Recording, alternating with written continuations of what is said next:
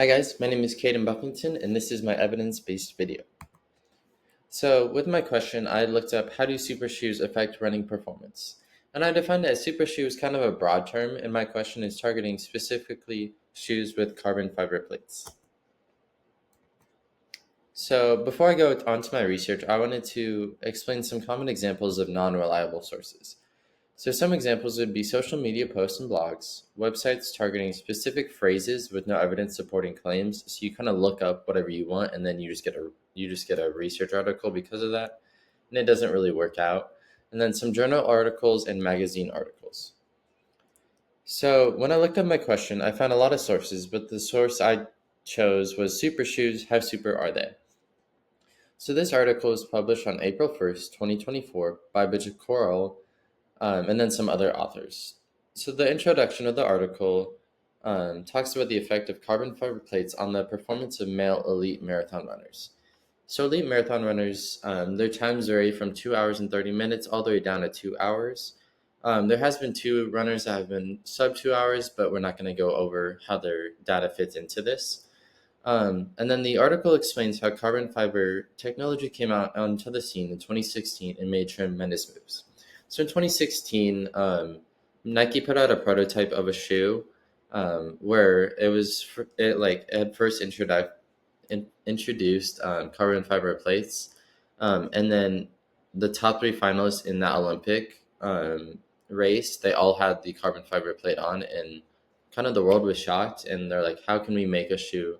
Um, how can other brands make a shoe that competes to this shoe? Because the time is around 10 minutes faster, which is insane. Summary.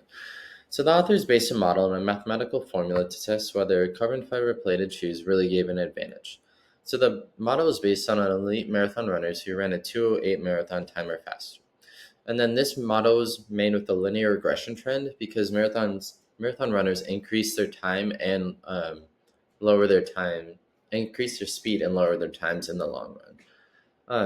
And the crazy fact that they found is that the model predicted that there's going to be 23 new sub 2:08 elite marathon runners each year, male specifically. So to conclude, the author explained that there's a significant trend of using super shoes from where they started in 2017, where they were readily available, to now. So the increase of super shoes directly correlates with faster marathon times. Statistically, a time reduction of 1 to 31 or 1.174%. And a 1% time increase is huge when it comes to races because it is a factor of winning a race and getting a lot of money or getting an Olympic gold medal. So the article also included some factors that could have hindered the process and explains the research could have been done for this for specific brands.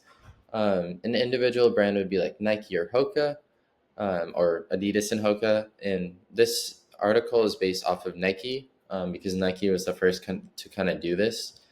It also explained how this was specifically for male elite marathon runners, and people can look into elite woman marathon runners, and it could be inspiring for a big population and get a lot of more women to start using carbon fiber plates.